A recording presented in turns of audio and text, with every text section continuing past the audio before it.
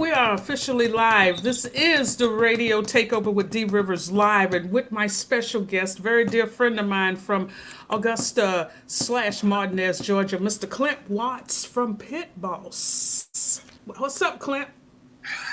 Yeah, nothing. Just wishing baseball was going, but I'm waiting on that now still. I see you all geared up. Yeah, they don't do baseballs. It's a timely. It doesn't belong in this era of time and everything fast paced and it's such a slow art and that's why I like it because it's right in the middle of everything going fast. When you go to a game, you got to sit down and go slow and Right. take everything. It's speed. And that's what I like about it. It's a good, pastoral sport.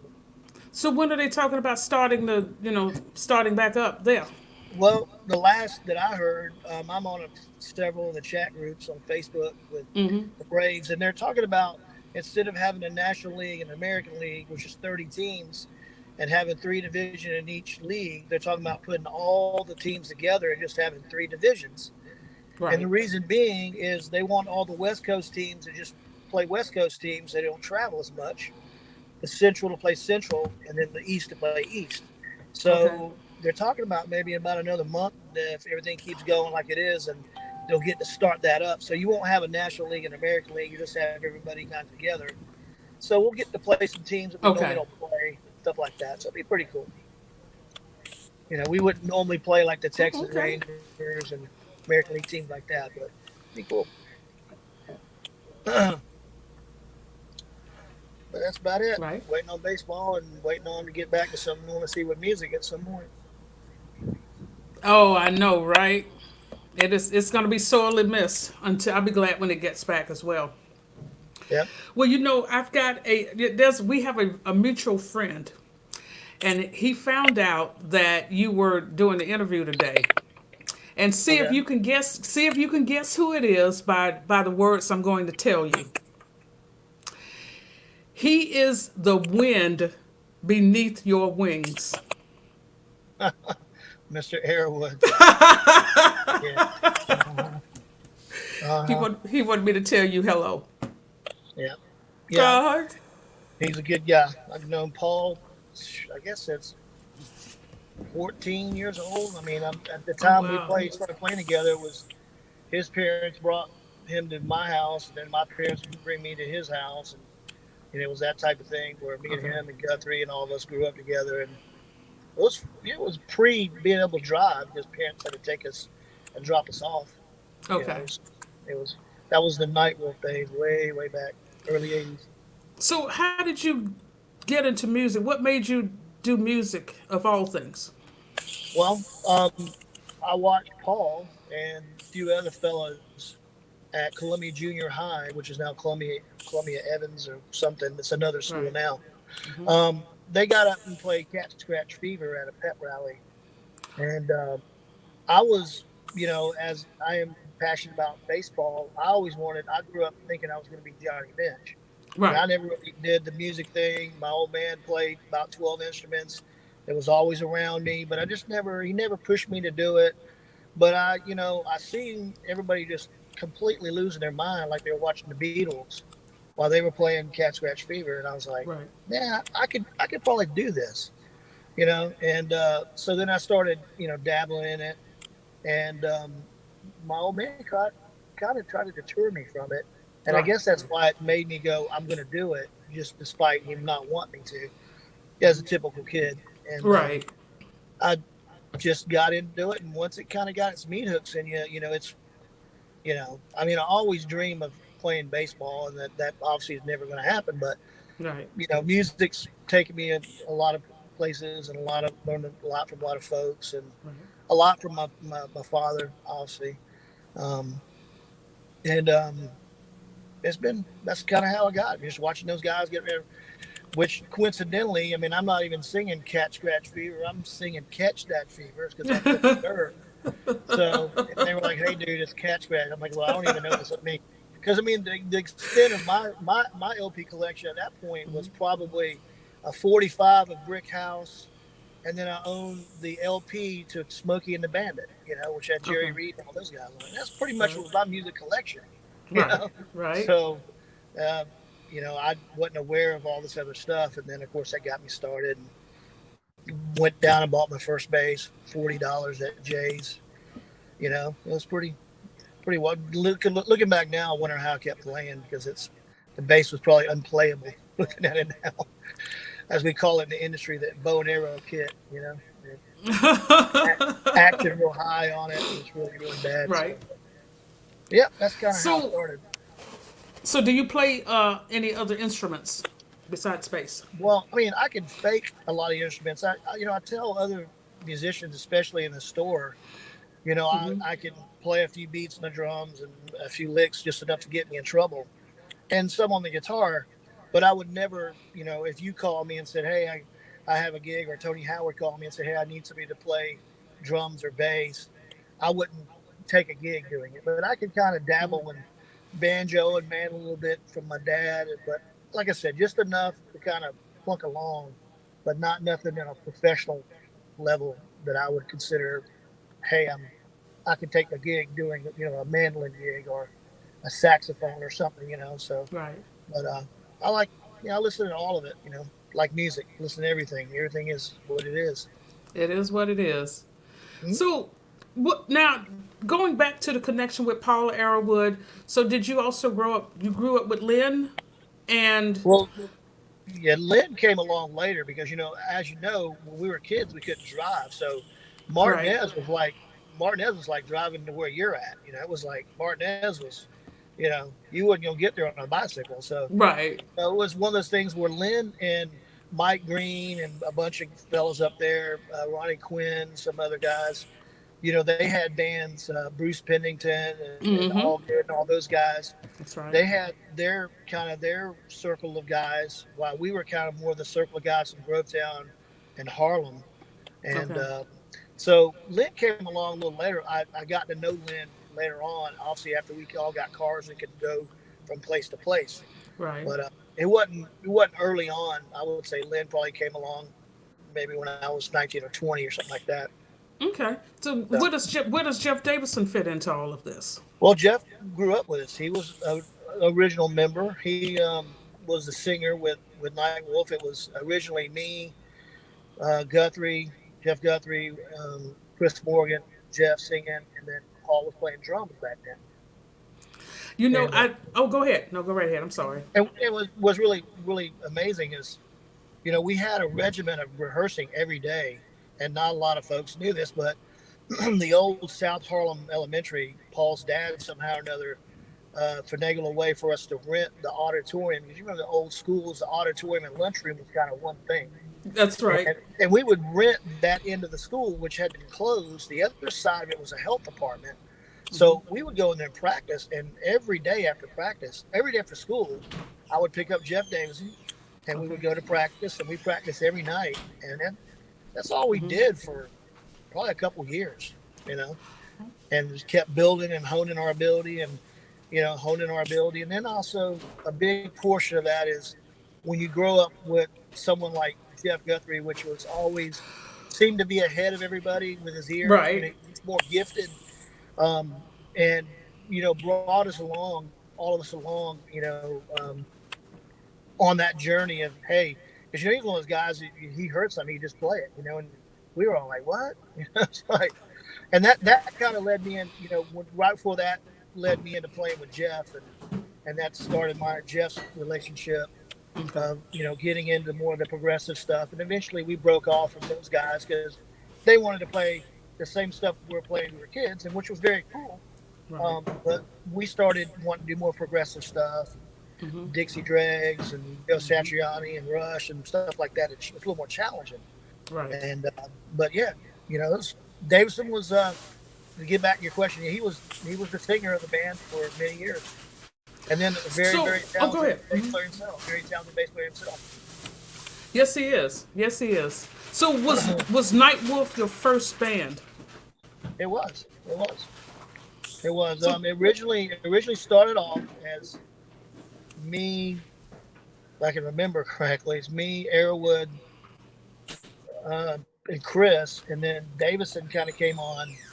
And right. then I kind of had backed away from Paul and Chris for a little while, for maybe just a few months.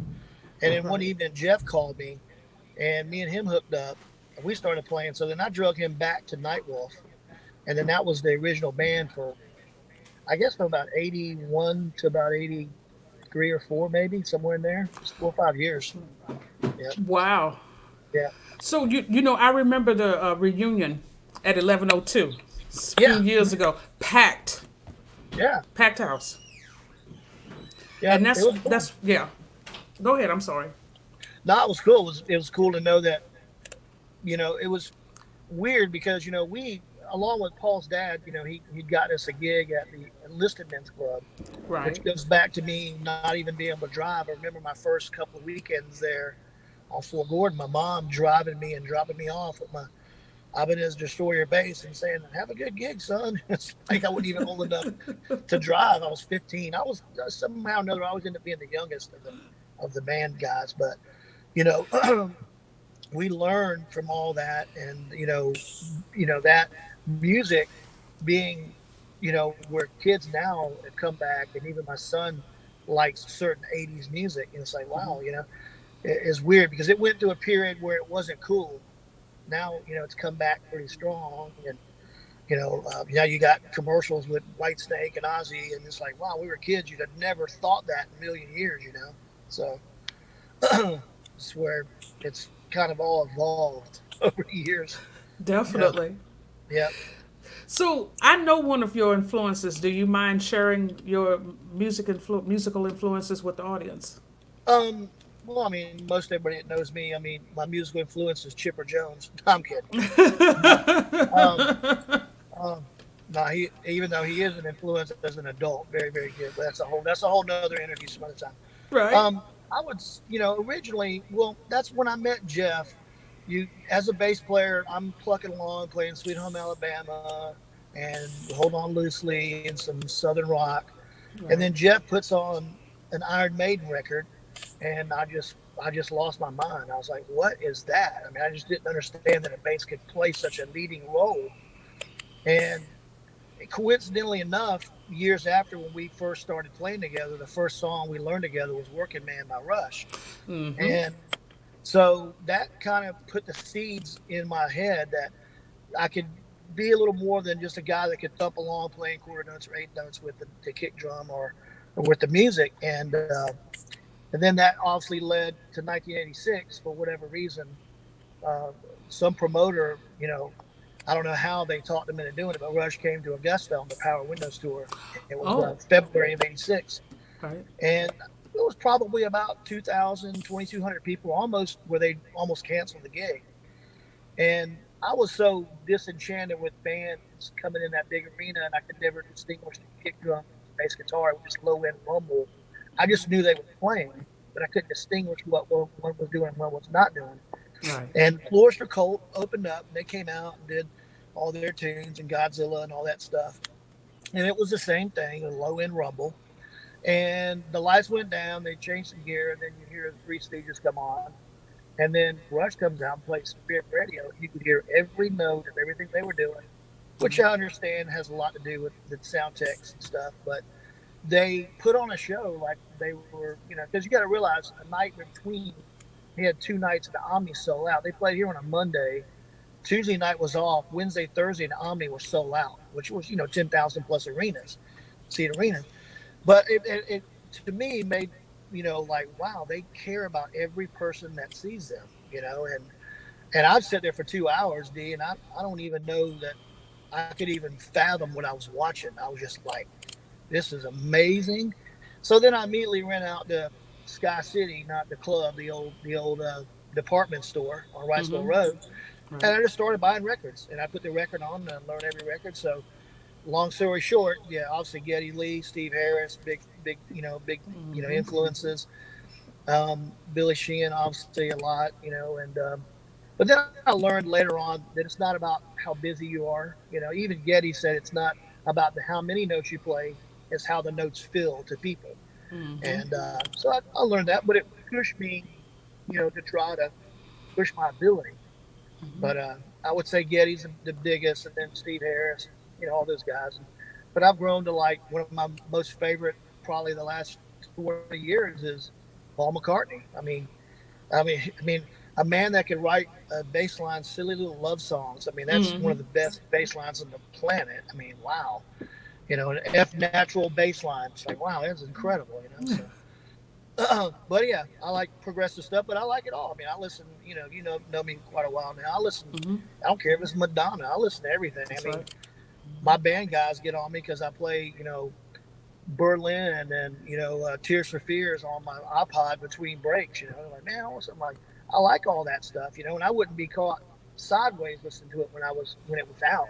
You Right. know, but now I understand. Wow, I like all that music, and then obviously country's come full circle with me again too It has. because my dad told me, "Oh, one day you're gonna like Merle Haggard and you're gonna understand what." When I was a kid, I'm like, "Yeah."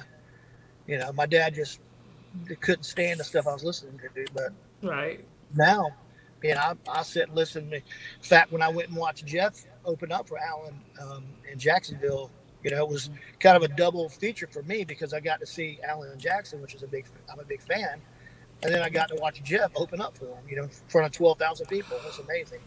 You know Jeff Davison, right? No, Jeff Guthrie. Jeff Guthrie. Yeah, because he moved to Nashville now about 7 years ago. Oh, And he's been up there playing with Amanda Daltrey. She's got a few records out, and they wow. play at Alan Jackson's Good Time Bar. And obviously, nothing's going on now; it's all shut down. But last year, he decided on his 2019 tour he was going to select a couple of bands from his club and take them on the road with him, and they were one of the bands. Oh, that was so nice. Oh, Jeff very is nice. he's an amazing guitarist. Just instrumentalist. Period. He's just wonderful. Yeah, He really yeah, is. he's a very very big reason.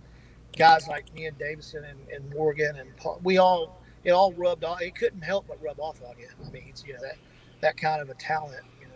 But, yep, that's kind of where I'm at with it now. I like everything. I listen to it all, but at one point in my life, if it wasn't, this little genre of stuff, I didn't really like it. But now I've decided, everything is music in its own right, and I should It is. understand that.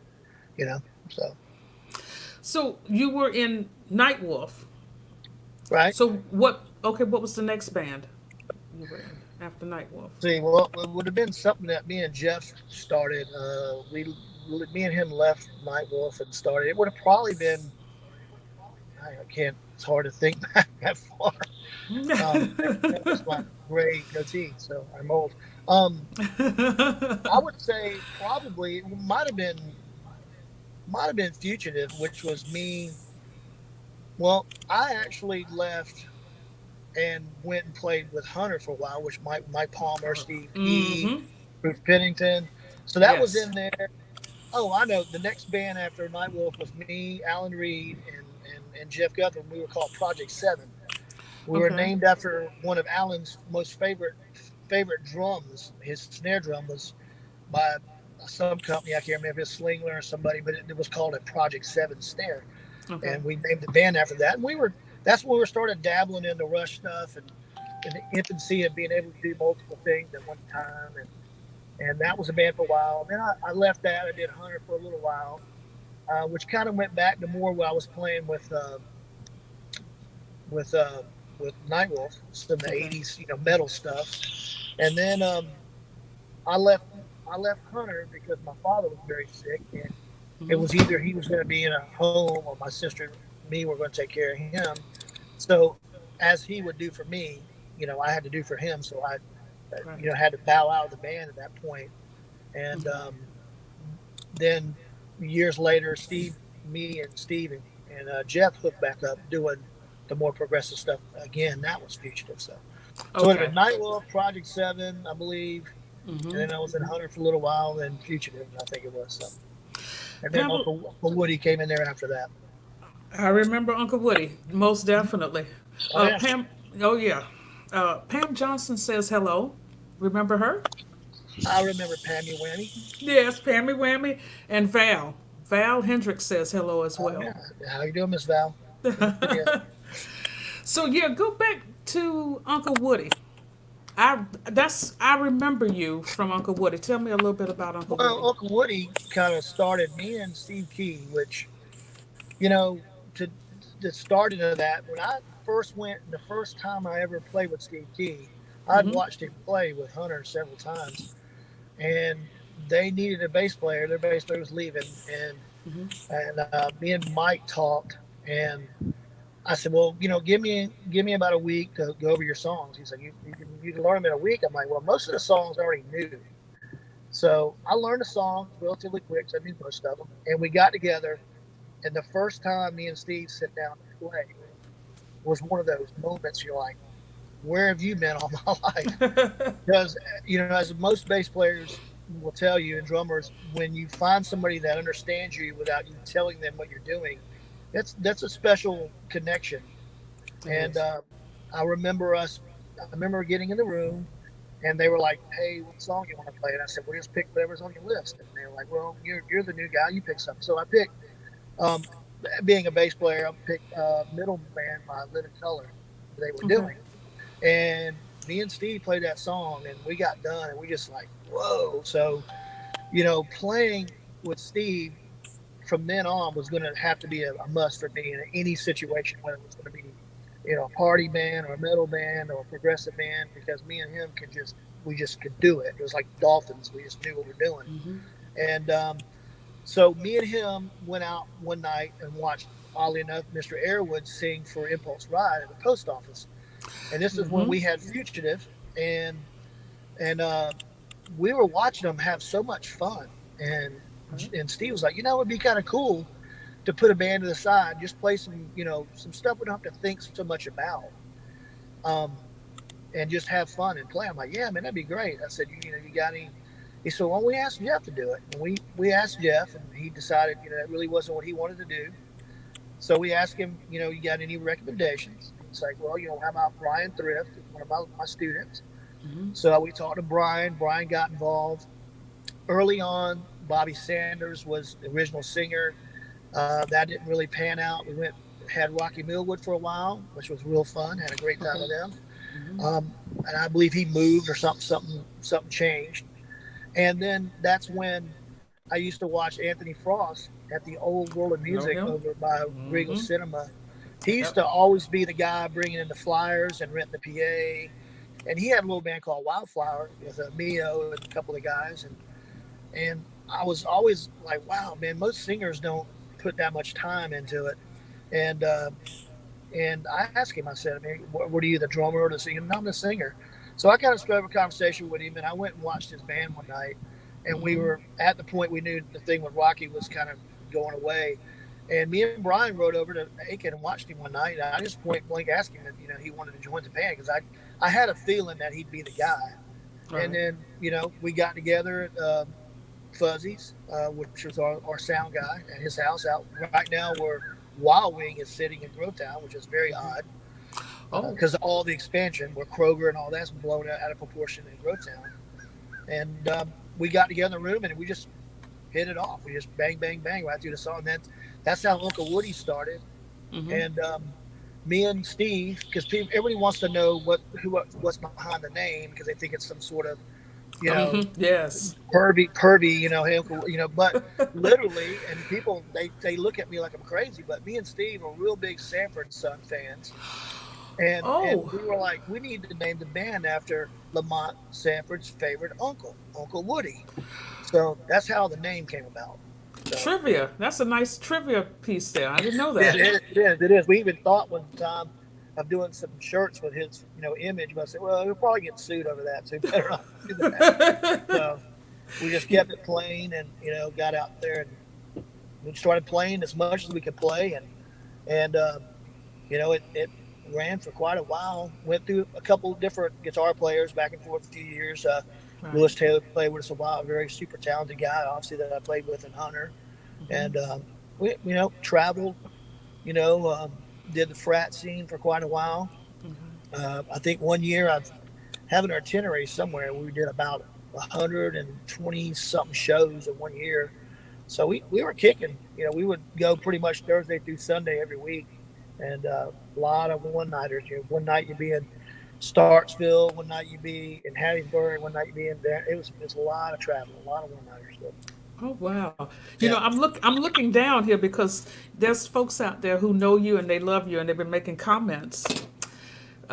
Pam Johnson says, "Love you, Clint Watts." love you too, Perry Whammy. And Yeah, Shelley, you know Shelley Watkins McGee. absolutely. Oh yeah. She says Uncle Woody rocked.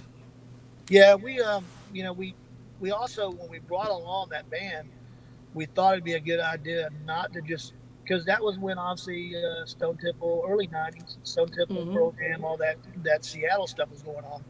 Well, me and Steve, being we like to stretch the boundaries a little bit. Right. We said it'd be kind of cool to start doing some Tool and some Primus, and I think I, I don't like to try to be the big guy and take a lot of credit for things. I really, be honest with you, I don't even like really doing the interview thing. But you're such a sweetheart. I plan. I said I'd do it, Thank but you. I'm much more rather stay behind the scenes. I was telling Tommy and Sean that earlier. I'm like, I'm just that type of person. But we I think Uncle Woody brought along the Tool to a lot of bands around town because they were real in their infancy. I think they just had maybe that one EP, and Anthony was really, really big Maynard fan, and we brought that music kind of to Augusta a lot.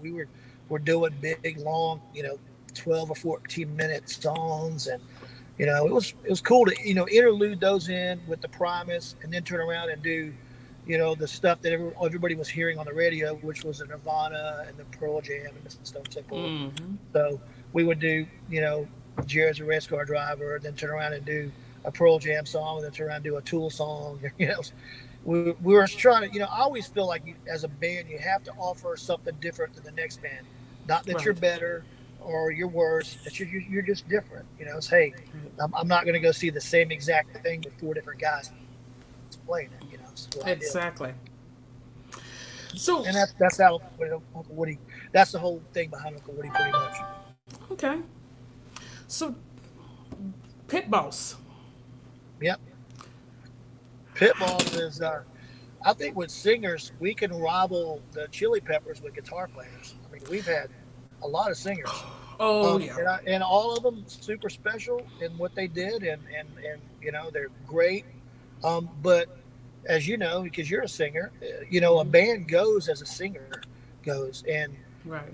if your singer doesn't sing Journey, you can't do Journey. It's Uh, like I'm not going to sing Journey. It's like so. Um, you know, you have to go as a singer. And with Pit Boss, me and Paul started. He had his niche and okay. what he did good. So that's the area the band went in. Um, so between that and then evolving through, Davison came in and sang for a while, and Oh then we okay. had Paul Knight sing for a while, and Patterson sang for a while, Michael and then Patterson. Yes. yeah, and then we're all the way up to Sean. Every time we would do a different singer, the band would have to kind of back up and punt. And I'm so fortunate. Another thing I guess I failed to mention, me and Tommy has been kind of connected for quite some time. I drug him into doing a country band for quite a while, but me and him and Billy being kind of the musicians, or just the string player drummers, we were able to really back up and punt no matter what singer, what area we went in, and it's been real. Playing with them two has been a blessing, and they put up with more of my nonsense than they should have over the years. But um, you know, they're great guys and they're brothers, and I'd do anything for them. They know that I would. But the bands went over a lot of singers over the years, a couple guitar players, but mainly a lot of singers. So because Billy's been with us now about 8 years now, and Sean's I think about four. So, and Four. me and Tommy's we go back to the very beginning of the band. So, um, it's been a journey, but it's like a guy came in the store the other day. He's like, "Yeah, man, my band hasn't been together in like 20 years, like your band." And I'm like, yeah, we have been together that long. I'm like, oh, that's been '02 and it's 2018. Yeah, it's been a while. I didn't realize that. Whoa. So Yeah. for those in the audience who are not familiar with Pitballs, this is not your typical band that just, gets up on stage and just stands there and sings. No, no, no. They have a full production truck, they have a sound person, light person. I mean, it is a full-fledged professional show. It always has been, and I'm assuming it always will be, Clint. Yeah, well, long as I'm involved with it, I mean, I don't. It's like a writer. I'll sit and wonder if I should add more treble on a certain tom tom. I mean, almost like a writer would go an and or an or in a sentence. I want to make sure things can be the best they could be. Um, it doesn't mean it always is, but I Right. try to dot every I, cross every T, and I want to take the person away for a while. I mean, if it's just a couple hours, they don't have to worry about their utility bills, or maybe an ex that they're having trouble with, or parents, or whatever it is. Right. My job is like I was saying earlier, like Yeti said, the basic job of a musician is to entertain people, and it don't matter how many notes you play, but how you entertain somebody. And I think that's what it's really about, entertainment. And we try to do that, whether it's on a bigger scale with more production, or if it's some places we play, we have minimal stuff, but we still try to entertain people to the best of our ability. So would it be safe to ask you if Pit Boss has met your expectations from day one? It has. I mean, I wouldn't go in a prolonged period with somebody that I didn't couldn't mesh with, or because as every musician out there will tell you, it's not just playing music with somebody. It's literally the old saying, you got to live with somebody, and if you're around them a lot, and there's been times at Waffle House in the middle of the night in Alabama, I wanted to strangle a singer's neck because he kept breaking his teeth on a fork. I mean, it's little things, and you go, shouldn't be so hasty about that, but it's certain things that you just got to be able to get along with somebody, and the music's there, then that's bonus. I mean, it's like That's right. but sometimes the music could be there, but you just really can't deal with the people. I mean, how many of the real big professional breakups you see? People just can't live with each other, but they make great music together. That's So very true.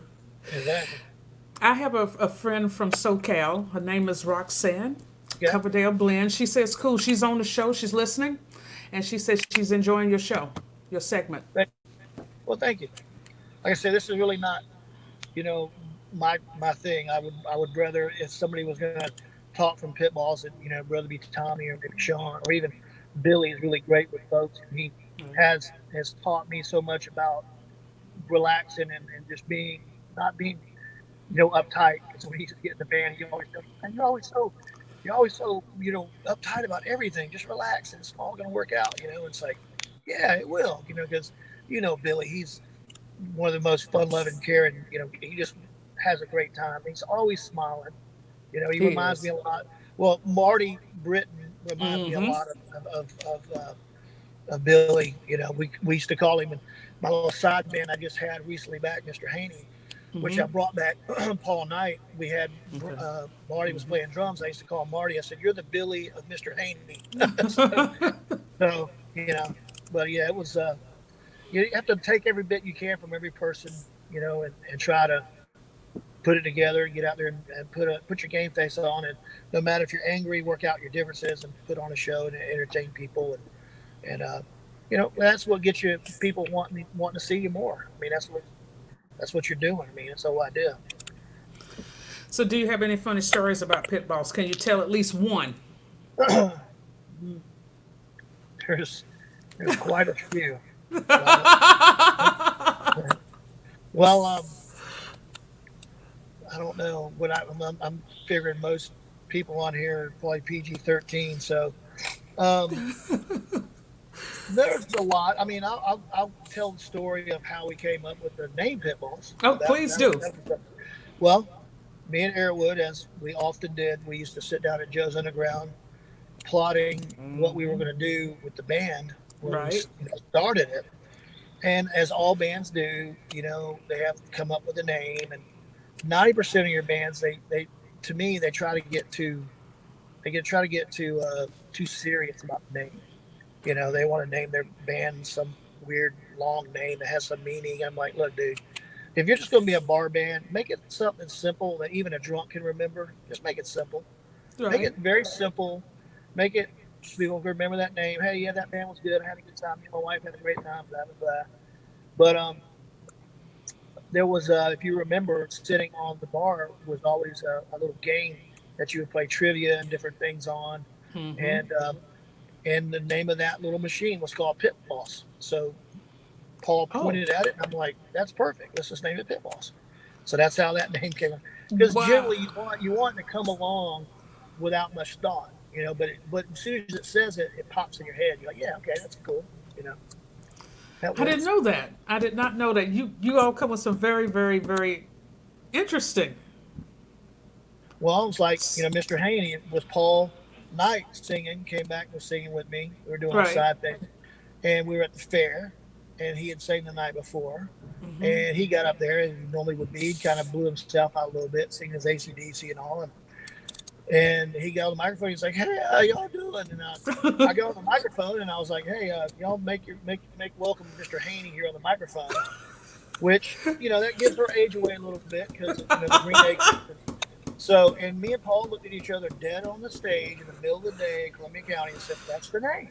So that's how that, you know, and I'm a firm believer, and that's how the name almost has to find you, per se, so make it, and then I come up with the idea with the tractor and all that stupid stuff. But that's just to be silly, not nothing serious. Because, I mean, at the end of the day, we all pay the same price for a Big Mac. We all put on our shoes the same way. Yes, we do. Augusta is real loaded with talent, and Yes, there's it is. people that want to categorize things, and this guy's better than that guy, and this band. You know what? That's why they call it an art.